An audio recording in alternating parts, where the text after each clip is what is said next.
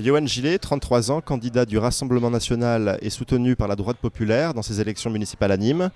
Je suis professionnellement directeur de société, directeur régional de société, désormais directeur de cabinet du maire de Beaucaire. Je siège dans l'opposition à Nîmes Métropole et à la région Occitanie.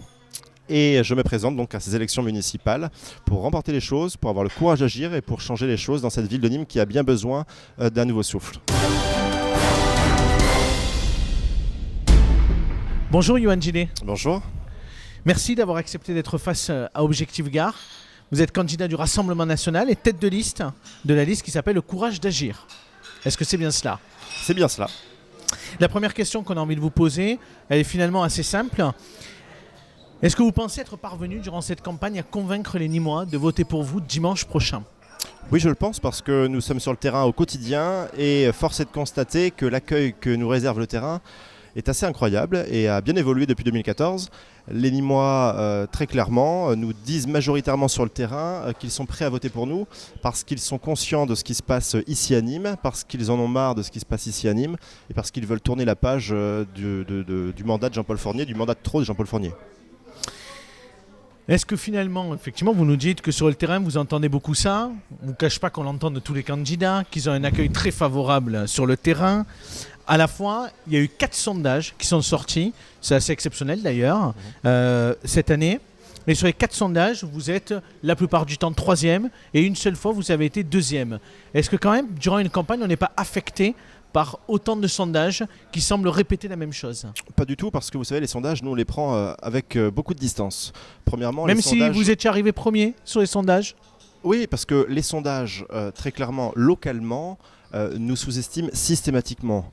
Et les instituts de sondage eux-mêmes reconnaissent que l'échantillon n'est pas suffisamment important pour pouvoir mesurer très clairement les choses. Et les instituts de sondage eux-mêmes disent très clairement que localement, ils n'arrivent pas du tout à mesurer le poids électoral des candidats. Et en plus, moi je vous prends un exemple. Rappelons-nous Hénin-Beaumont en 2014. Notre candidat, qui est actuellement maire d'Hénin-Beaumont, était donné perdant au second tour et il a gagné au premier tour avec 15 points d'écart. Les sondages localement, on ne peut pas leur faire confiance. Mais depuis quelques années quand même, on peut considérer, voilà, il y a quelques années que quand on était sondé, on n'avait pas forcément envie de dire qu'on votait Front National.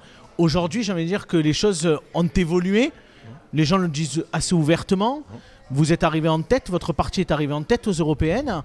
Finalement, on a du mal à comprendre pourquoi les gens auraient du mal à dire clairement au téléphone qu'ils appellent à voter pour vous. C'est pas qu'ils ont clairement du mal à le dire, c'est tout simplement que les méthodes de sondage sont archaïques aujourd'hui, très clairement, et que en plus de cela, vous avez que 600 sondés sur chaque sondage à peu près, donc 600 personnes sur la ville de Nîmes qui compte 150 000 habitants. Voilà, très clairement, ce n'est pas très clair et ça ne répond pas vraiment. Pour vous, le Rassemblement national aujourd'hui ne rencontre pas une certaine forme de reflux par rapport à il y a quelques années ?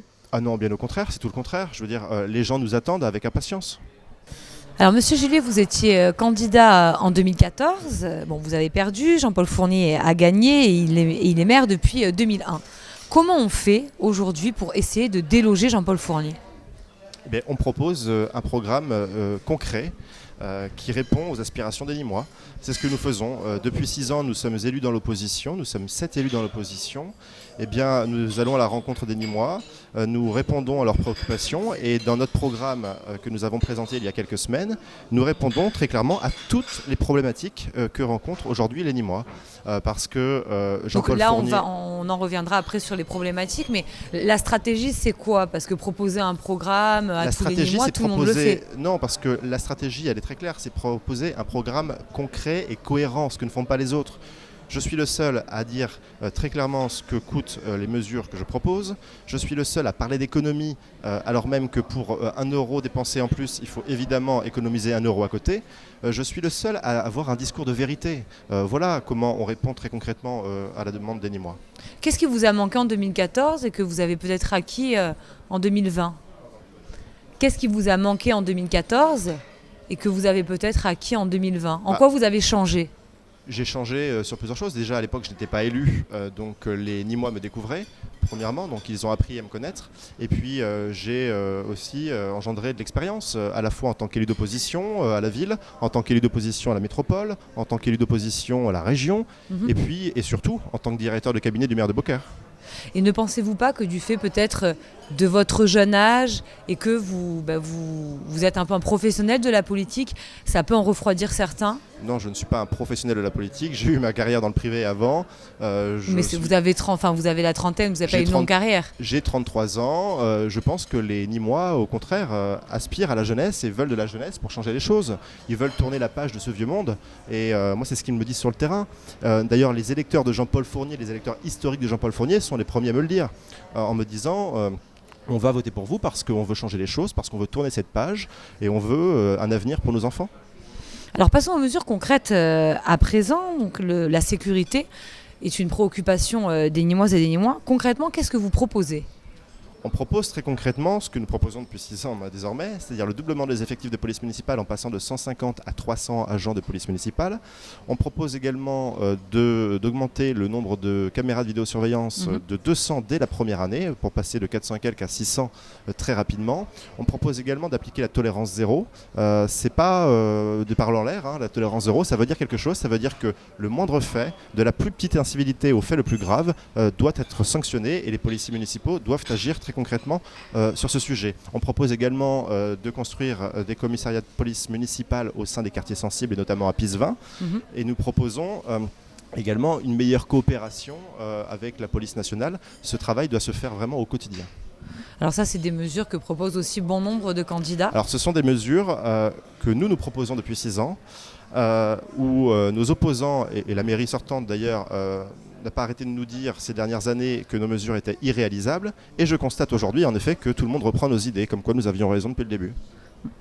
Dans votre programme sécuritaire, il y a cette tendance au tout répressif. Il n'y a qu'à embaucher, il n'y a qu'à mettre de la vidéosurveillance. Est-ce qu'à un moment donné, le tout répressif n'a pas ses limites ? Pas du tout. C'est plutôt le tout prévention qui a ses limites. Parce que la prévention, on en a fait pendant des années à Nîmes avec le résultat qu'on connaît aujourd'hui, c'est-à-dire avec des agressions qui se multiplient, avec une délinquance qui est en forte augmentation. Donc non, le tout répressif fonctionne. Et d'ailleurs, on le voit dans les communes que l'on gère aujourd'hui, le tout répressif fonctionne très bien avec des résultats exceptionnels. Alors parlons d'environnement, parce que moi je ne vous ai pas beaucoup entendu parler. Parce que vous ne m'avez pas beaucoup écouté. Certainement, vous allez nous le dire, c'est l'occasion de rattraper cet impair. Qu'est-ce que vous proposez au niveau de l'écologie ? Alors sur l'écologie, moi je remets les choses déjà à leur place. Premièrement, je ne suis pas de ceux qui se peignent en vert au moment des élections municipales. Ça c'est important parce que je vois très bien aujourd'hui que certains se peignent en vert, annoncent des plantations d'arbres, certains parlent même de 100 000 arbres à Nîmes. Et ont tendance à faire de la démagogie pure et simple dans cette élection sur ce sujet. L'écologie, c'est l'affaire de tous. L'écologie concerne tout le monde et tout le monde s'y intéresse. Moi, aujourd'hui, je suis très concret. La mairie, elle a certaines capacités en matière d'écologie, mais elle n'a pas tout pouvoir. Je propose de commencer par la rénovation des bâtiments communaux. C'est déjà le point d'entrée d'un vrai programme sur l'écologie. Parce que nous avons des bâtiments communaux qui sont énergivores, et notamment les écoles, et nous proposons notamment un grand plan de rénovation des écoles de l'ordre de 80 millions d'euros sur l'ensemble du mandat. Nous proposons également d'inciter les Nîmois à utiliser les transports en commun. Je dis bien inciter, parce que comme certains, je ne proposerai pas de supprimer la voiture en centre-ville. Moi, je préfère inciter en ayant un vrai réseau de transport en commun digne de ce nom, avec des horaires élargis, avec un réseau qui soit remaillé, qui soit plus performant. Je propose également de mettre des panneaux photovoltaïques sur certains bâtiments communaux, mais là aussi, comme certains, je ne mens pas, ce sera hors SPR, donc hors centre-ville, puisqu'en centre-ville, ce n'est pas possible juridiquement. Je propose, vous voyez, des mesures très concrètes au quotidien pour agir sur ce sujet. Est-ce que vous pouvez nous présenter une mesure qui vous tient particulièrement à cœur dans votre programme ? Il y en a plusieurs, il y en a beaucoup. Alors, si on devait en retenir qu'une seule. Sur la sécurité, ça me tient particulièrement à cœur parce que je considère que la sécurité est la base de tout. Il n'y aura pas de développement économique sans sécurité, de redynamisation du centre-ville sans sécurité. Il n'y aura pas de création d'emplois sans sécurité. Donc la sécurité me tient particulièrement à cœur. Mais est-ce que vous ne faites pas là, franchement, une promesse qui est finalement du ressort de l'État? Parce que la police municipale ne pourra pas tout faire. Vous le savez aussi bien que nous. Je vais vous répondre aussi. Pourquoi ? Parce que l'État, on le sait, ne remplit plus son rôle en matière de sécurité.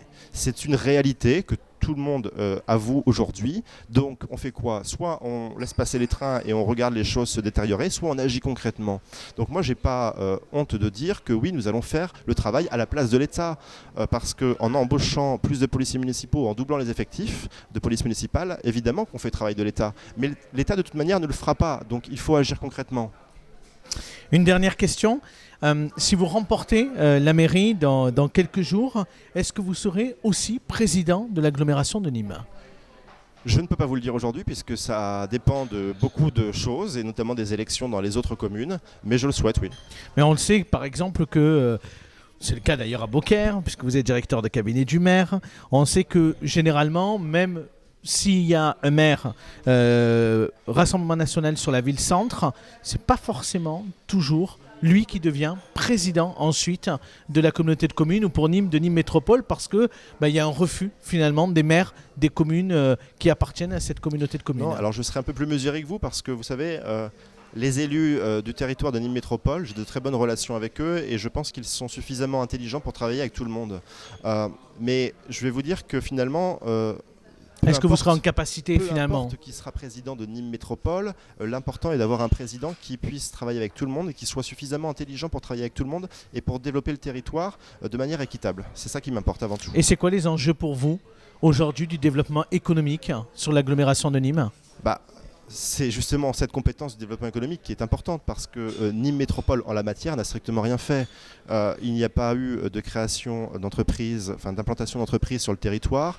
Et puis la mesure majeure qui va être à prendre à Nîmes Métropole, c'est la baisse de la CFE, la cotisation foncière sur les entreprises, parce que cette CFE elle est 10 points plus élevée que la moyenne nationale. Et du coup, nous sommes un territoire qui est très peu attractif pour les chefs d'entreprise. Et du coup, les entreprises ne viennent pas s'installer sur le territoire, évidemment. Merci, Johan Gillet, d'avoir accepté d'être face à Objectif Gare. Alors, Monsieur Gillet, testons vos connaissances sur la ville de Nîmes, même si on sait que vous n'aimez pas trop l'exercice.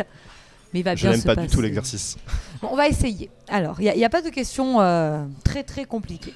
Si je vous dis, qu'est-ce que le Castellum de Nîmes? Je vous réponds que je ne sais pas répondre à votre question. Bon, alors le Castellum de Nîmes, vous savez, c'est là où on distribuait l'eau qui arrivait de la source de l'Eure et qui passe par le pont du Gard. D'accord. C'est pas grave. Et alors, est-ce que vous aimez les animaux? Oui. Bon. Alors, quel animal on peut trouver dans la fontaine Pradier? Dans la fontaine Pradier? Alors, pas dans le bassin, mais sur la fontaine, qui est sur l'esplanade. Un taureau? Un petit... Non, non, pour une fois, c'est pas un taureau, c'était la grenouille. D'accord, voilà. Bon, c'est pas grave. La prochaine fois. Merci beaucoup. Merci.